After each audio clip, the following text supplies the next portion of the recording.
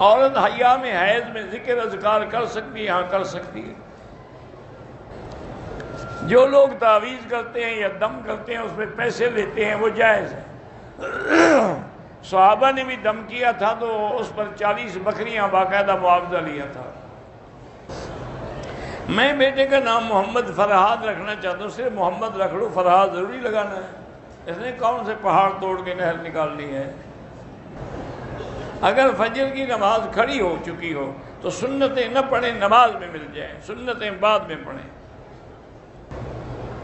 عقیقہ جب اب بھی کر سکتے ہیں، بالوں کو کالا رنگ نہ لگائیں، باقی جو مرضی ہے لگائیں۔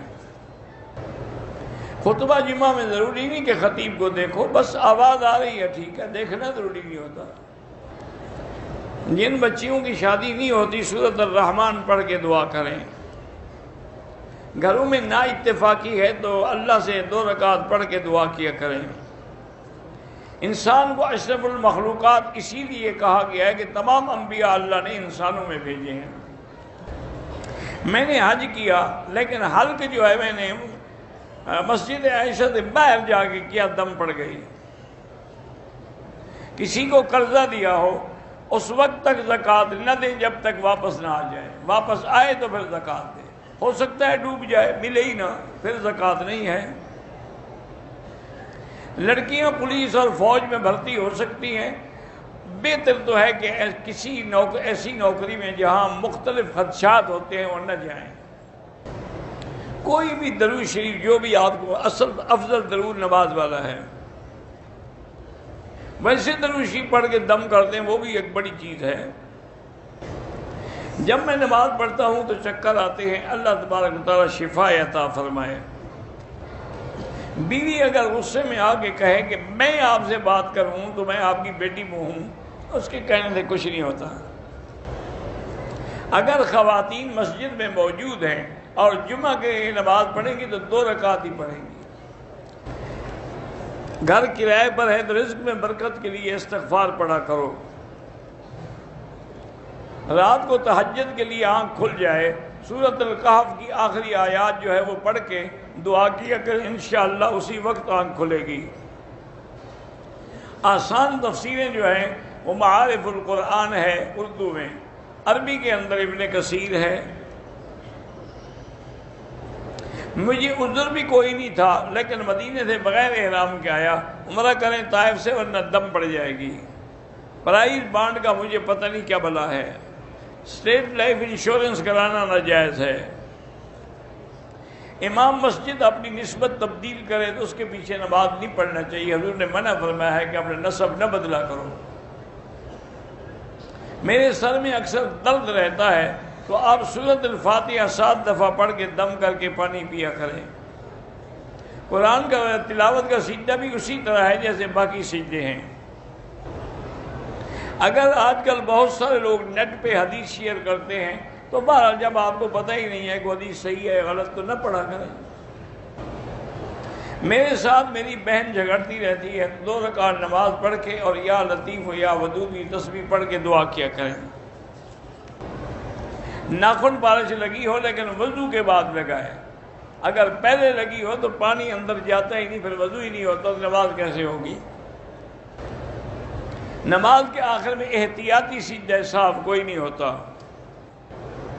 بہرحال جب ہم مدینہ منورہ جا رہے ہوتے ہیں، عصر کی نماز ہم حنفی وقت کے مطابق پڑھیں ٹھیک ہے، وہ بھی جائز ہے۔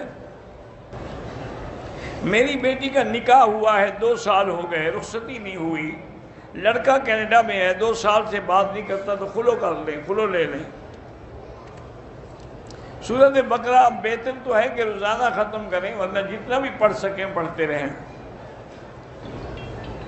بہرحال سالگرہ کا سامان آن لائن بیچنے سے اگر کارٹون ایسے ہیں جس میں بالکل قد آدم بندہ نظر آتا ہے وہ نہ بیچا کریں۔ لڑکے نے عدالت کی طرف سے 3 دفعہ طلاق بھیجی ہے، لڑکی والے کہتے ہیں ہم نے طلاق وصول کریں نہ کریں طلاق ہو گئی۔ شوہر نے بیوی سے کہا کہ میں تیرے لیے مر گیا تو میرے لیے مر، اس سے طلاق نہیں ہوتی۔ میں 2009 میں آیا تھا حج پہ، عرفات میں میری چھاتی سے ایک بال ٹوٹ گیا، کوئی حرج نہیں۔ موزے پر مسا جائز ہے لیکن موزہ چمڑے کا ہو، یہ جرابیں نہیں۔ ہمارا سونے کا کاروبار ہے، 5 تولے سونے کی قیمت دیتے ہیں دکاندار کو، سال کے بعد 6 تولے لیتے ہیں، بالکل ناجائز ہے۔ ایک آدمی کی 2 بیویاں ہیں، پہلی بیوی کے بیٹے نے والد کو پیسے دیے تھے کہ میری والدہ کو عمرے پہ لے جائیں، اب وہ خود چلا گیا، اس کو نہیں لے آیا، تو اس کے ذمہ ہے یہ بات، اس کو عمرہ کرائے۔ میں ایک مرتبہ یلملم میقات پہ گیا بھائی کو ملنے کے لیے، اگر کاروبار کے لیے گیا یا ملنے کے، اس پہ انشاءاللہ عمرہ نہیں کیا، دم نہیں پڑے گا۔ بہرحال کسی نے 3 طلاق کی قسم اٹھائی، حنفی مسلک میں تو ہو جائے گی۔ روح مرنے کے بعد مومن کی علیین میں ہوتی ہے اور کافر کی سجین میں ہوتی ہے۔ ایک آدمی نے مجھ سے ادھار پہ مال لیا، پیسے نہیں دے رہا، کہتے ہیں نقصان ہو گیا، تم زکوٰۃ میں نہیں کاٹے جا سکتے۔ بہرحال بیوی کے ساتھ ملاعبت میں اگر پانی نکلے تو وضو ہے، غسل نہیں۔ میرے والد نے 2 شادیاں کی ہیں، ہم کو والد نے کچھ بھی حصہ نہیں دیا، بالکل آپ مطالبہ کر سکتے ہیں۔ میری بیوی کپڑے دھوتی ہے، مجھے شک ہے کہ وہ صحیح نہیں دھوتی، تو آپ دھویا کریں، پھر تو شک نہیں رہے گا نا، اس کی بھی جان چھوٹ جائے گی۔ کہتے ہیں کہ ہم سلنڈر کا کاروبار کرتے ہیں، ایک دے کے آتے ہیں، جب وہ خالی ہوتا ہے تو پھر ہم دوسرا لے جاتے ہیں، لیکن اس میں کچھ نہ کچھ گیس باقی رہتی، کوئی بات نہیں، اپنی طرف سے تو اگلے بھی پورا خرچ کرتے ہیں، لیکن کوئی بچ جائے تو اللہ کے ہاتھ میں ہے۔ والد صاحب 3 سال سے کومے میں ہیں، ان کا پیشاب وغیرہ صاف کرتے ہوئے ان کے صدر پہ نظر پڑتی ہے، کوئی بات نہیں، وہ معاف ہے۔ میری شادی ایک نفسیاتی ذہنی مریضہ سے ہو گئی، لڑائی جھگڑا شور شرابہ کرتی، میری زندگی عذاب ہے، تو دے دے طلاق، جان چھوڑوائیں۔ میرے سسرال والے میرا گھر توڑنے پر لگے ہوئے، اللہ سے دعا کریں۔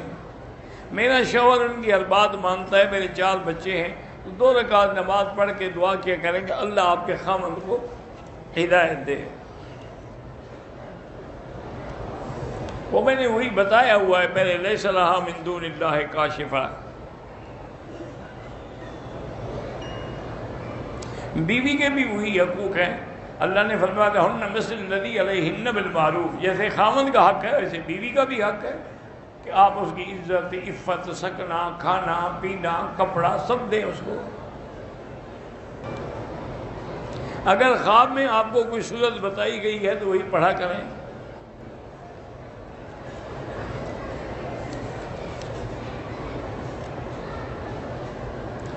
ہم دبئی میں رہتے ہیں، ہماری صفائی کرنے والا ہندو ہے، اس کو ویسے صدقہ وغیرہ دے سکتے ہیں، زکوٰۃ نہیں دے سکتے۔ موبائل پہ دیکھ کے تلاوت کرنا جائز ہے۔